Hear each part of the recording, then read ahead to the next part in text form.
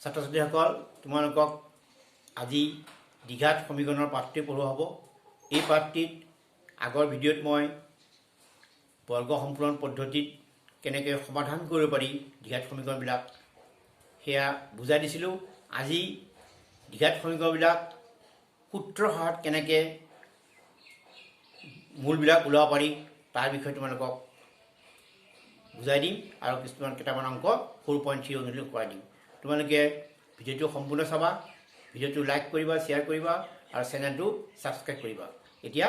পাঠটোলৈ আহোঁ।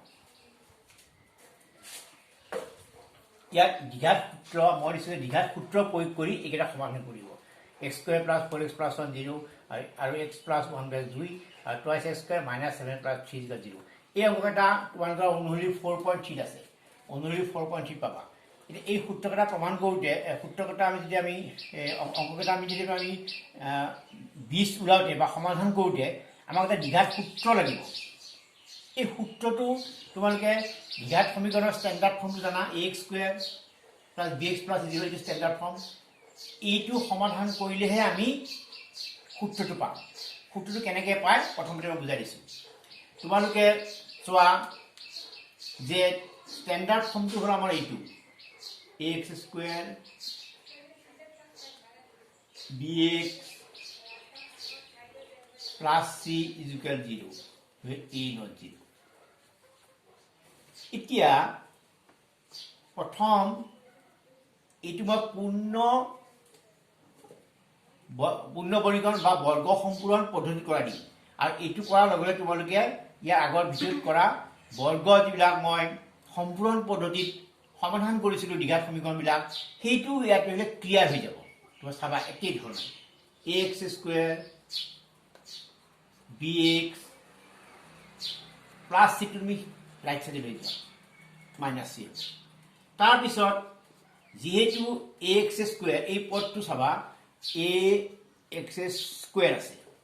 ই স্কুৱেৰত নাই, পদটো সম্পূৰ্ণ।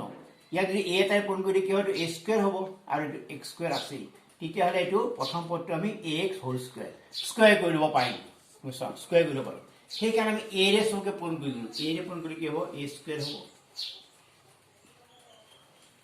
ইয়াত ab x হ'ব, a ৰে উভয় পক্ষক পূৰণ কৰিম, a ৰে আমি উভয় পক্ষক কি কৰিছোঁ পূৰণ কৰি দিছোঁ। এতিয়া তুমি উভয় পক্ষক a ৰে পূৰণ কৰিম বা তোমালোকে সুবিধা লিখি থ'ব পাৰা উভয় পক্ষক,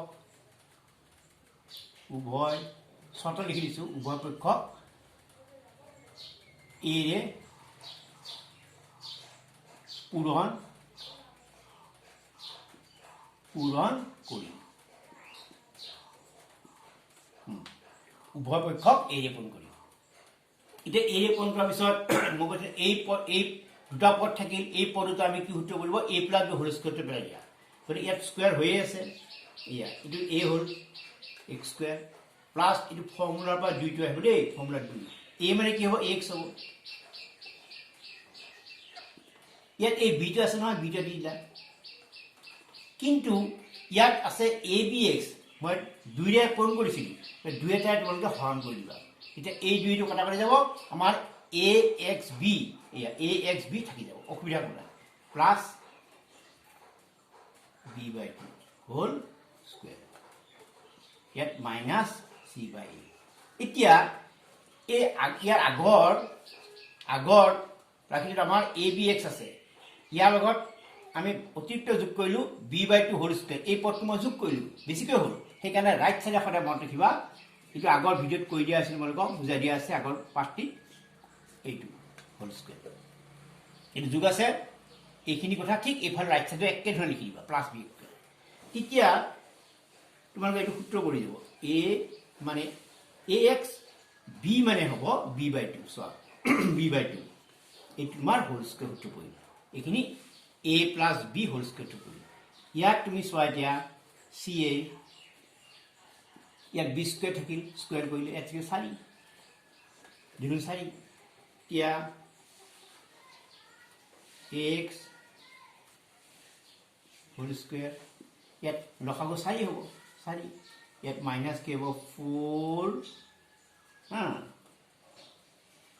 a c মই এটা কথা c i plus b square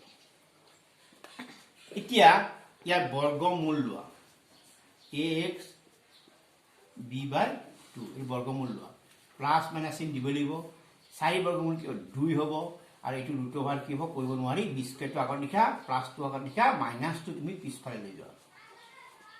কৰি আছে হল এতিয়া আমি ax ৰ এটা x মান ল'ব লাগিব গতি b টো মই লৈ গলো minus b by 2 plus minus 2 এইখিনিতে থাকিল আকৌ এইটো দিব b স্কয়ার মাইনাস 4ac এইটো গতিকে আমি ইয়াতে কি কৰিম এতিয়া ax ৰ মান দিব ইয়াত 2 হ'ব লখাগু মাইনাস b আহিব প্লাস মাইনাস ৰুট ওভাৰ এইটো b স্কয়াৰ মাইনাস 4ac ইয়াত x ৰ ভ্যালু লাগিব এটাকে x মানে কি হ'ব মিশ্ৰ x তো মানে ইয়াত ইফালে আহিব উঠি যাব গতিকে a টো ইফালে পূৰণ হ'ব টুৱাইস a হ'ব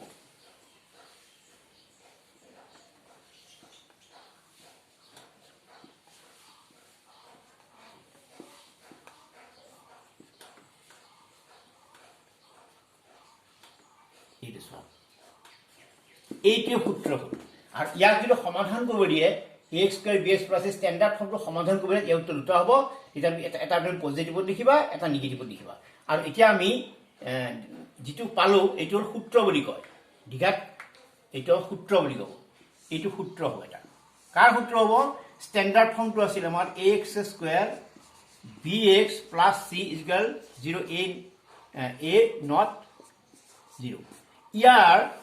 সূত্ৰ এইটো হ'ব গতিকে আমি এই সূত্ৰ সহায়তে আমাক সূত্ৰ সহায় যেতিয়া প্ৰয়োগ কৰি সমাধান কৰিব তেতিয়া এই সূত্ৰটো তোমালোকে মনত ৰাখিব লাগিব ইয়াত আমি এইটো স্ট্যান্ডার্ড ফর্মত লৈ যাম তেতিয়া এইটো ax স্কয়ার সহক এইটো a এইটো x ৰ সহক b আৰু c টো হ'ব এইবিলাক কি ৰাখি সব এইবিলাক বাস্তৱ এইবিলাক পদ কি বাস্তৱ সংখ্যা এইবিলাক সব বাস্তৱ সংখ্যা হ'ব তে আমি এইটো আমি সূত্ৰটো আমি কৰিব লাগিব গতিকে ইয়াত হয়তো অসুবিধা পৰা তোমালোকে গতিকে ইয়াত মই এইটো মুছি দিছোঁ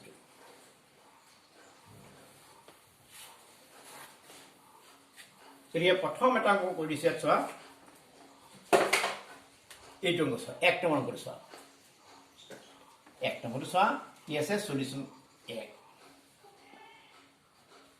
আমি এক নম্বৰ কৰিছো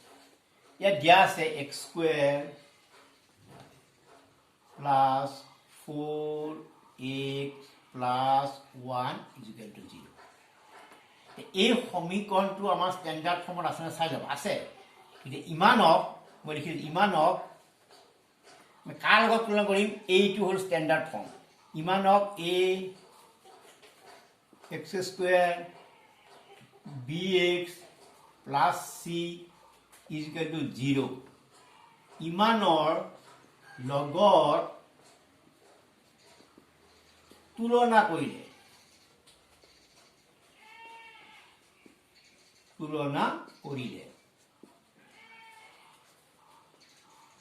কি পাম x স্কয়াৰ হগাত a আছে ইয়াত x স্কয়াৰ একোনে মানে 1 আছে গতি a মানে কি হ'ব ইয়াত a মানে তোমালোকে 1 লিখিব পাৰে চোৱা এতিয়া b লগত কি আছে x লগত কি আছে b আছে x ৰ হক b আছে ইয়াত x ৰ হক কি আছে 4 আছে গতিকে b মানে আমাৰ কি হ'ব 4 হ'ব ইয়াত ধ্ৰুৱপদ কি আছে 1 আছে এ c মানে কি হ'ব 1 হ'ব c মানে 1 হ'ব এইকেইটা তোমালোকে ফাৰ্স্ট উলাই ল'ব নিশ্চয় বুজি পাইছা x square a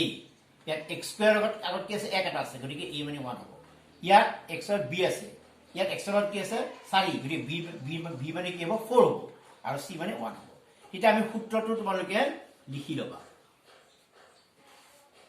minus b plus minus root over এই সূত্ৰ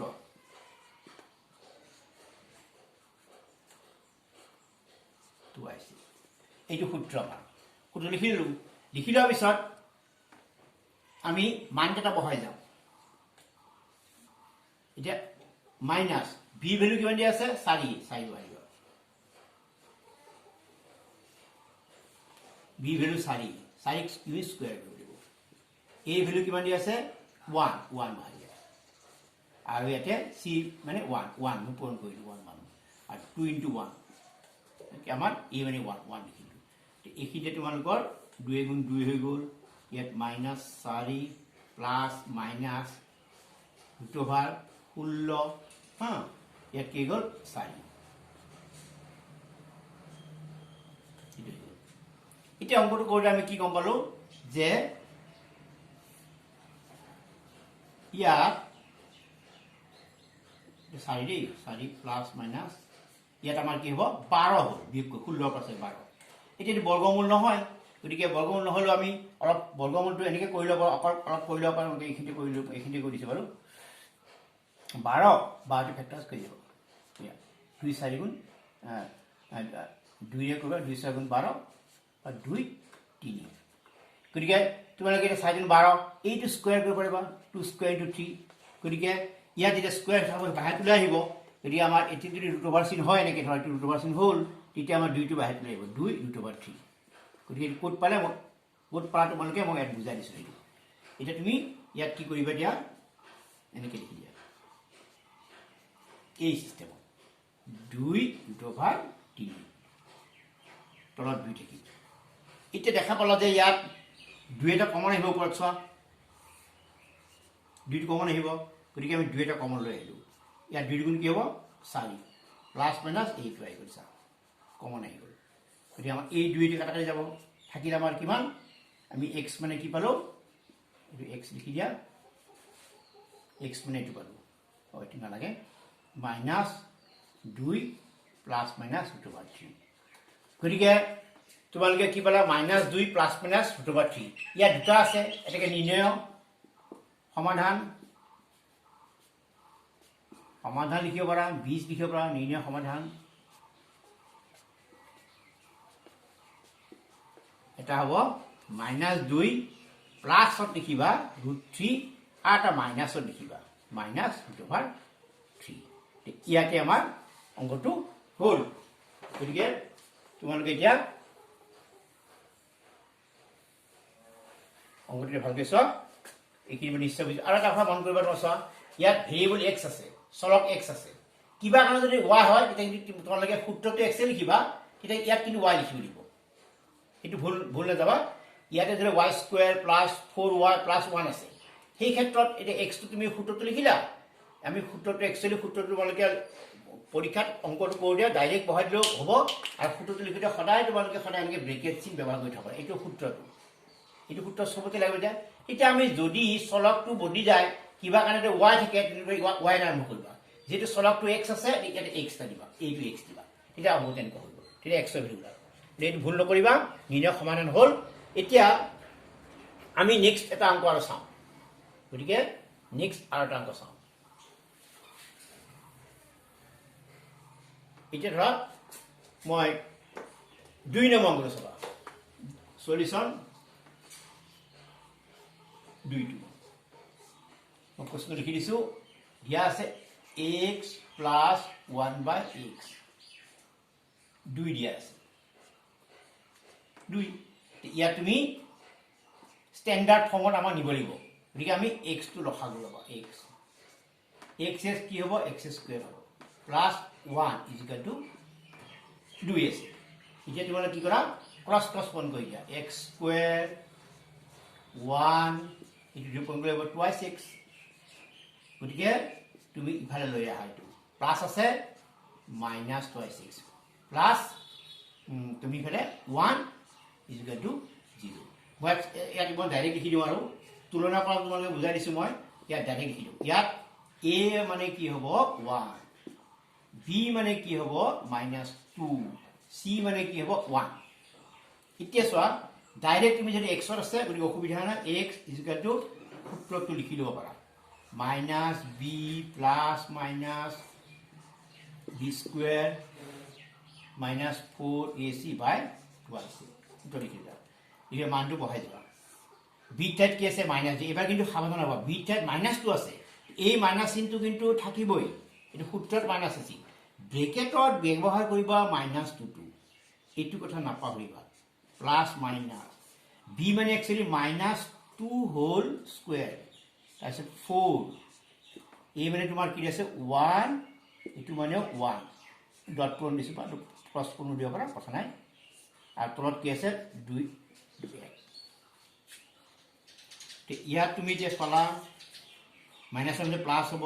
2 প্লাছ মাইনাছ ৰুট অভাৰ ইয়াত 4 হ'ল এইটো যুগ্ম সংখ্যা মাইনাছটো প্লাছ হ'ব আৰু ইয়াতো 4 তলত কি থাকিল 2 গতিকে আমি পাই গ'লোঁ x ইজিকেল টু তলত আমাৰ 2 থাকিল ওপৰত 2 থাকিল প্লাছ মাইনাছ থাকিল ইয়াতে ভিতৰত থাকিল 0 চোৱা 0 4 পাশে 0 গতিকে ইয়াত অসুবিধা একো নাই 2 প্লাছ মাইনাছ মই 0টো দিয়াৰ কোনো ৰুট অভাৰ 0 0 হ'ব দিয়ে প্লাছ মাইনাছ 0 মই নিদিওঁ বাৰু ডাইৰেক্ট প্লাছ বা প্লাছ মাইনাছ 0 দিলেই বাৰু লাষ্টত গৈ পেলাই কি হ'ব তোমাৰ 2/2 হ'ব 1 হ'ব গতিকে এটাকে নিৰ্ণয় সমাধান তোমাৰ 1 আৰু এটা লিখিবলৈ কিয় দ্বিঘাত সমীকৰণ যদিও আমাৰ এটা মূল লৈছে ইয়াত আমি সদায় দ্বিঘাত সমীকৰণ মূল একে মূল ল'লে দুবাৰ লিখিবা 1 1 তে এনসাৰটো ইয়াতে সমাপ্ত হ'ল গতিকে এইটো অংক নিশ্চয় বুজি পাইছে তোমালোকে এতিয়া আমাৰ আৰু এটা অংক আছে এই অংকটো মই তোমাক দেখুৱাই দিম আৰু এটা অংক আছে এইটো আছে twice x 3 নম্বৰটো এইটো আছে twice x square minus 7x plus 3 is equal 0 ইয়াত মই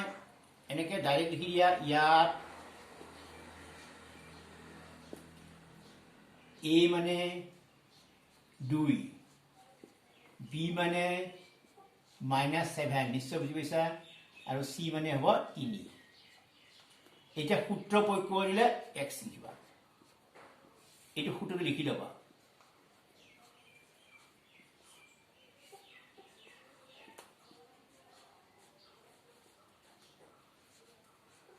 তোমালোকে এটা মানবিলাক বহুৱাই যোৱা v থাকিব -7 অলৰেডি মাইনাছটো আছে এইটো বহুতো ভুল কৰে এই মাইনাছটো আছে এই মাইনাছটো থকাৰ পিছত ব্ৰেকেটত কি লিখিবা -7 এইটো অলপ সাৱধান হ'বা এইখিনিতে কাৰণ এইটো v থাকে -7 plus minus root over b মানে -7 হোল স্কুৱেৰ 4 a মানে কি দিছে তোমাৰ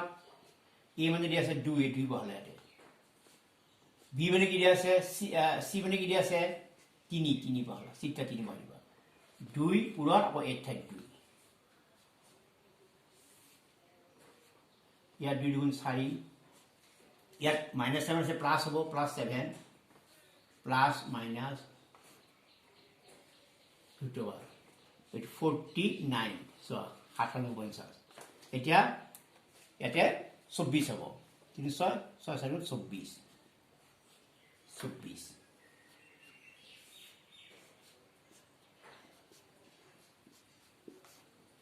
এতিয়া 49 পৰা দি গ'লে 25 হ'ব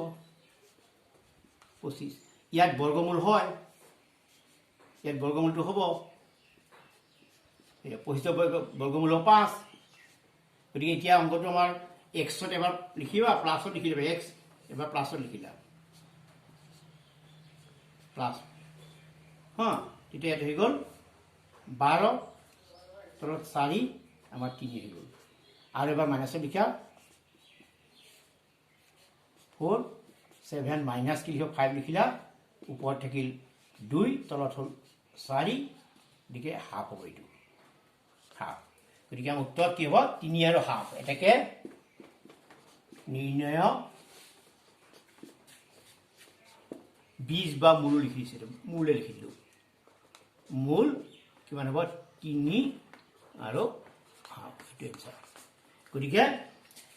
ছাত্ৰছাত্ৰীসকল তোমালোকক মই 3টা অংক কৰি দিলোঁ তোমালোকে ভালকৈ চাবা অনুসৰি থকা অংকবিলাক তোমালোকে ঘৰত নিজে চেষ্টা কৰিবা আৰু আজিৰ পাঠটো মই ইমানতে সমাপ্ত কৰিলোঁ কি মিঠুল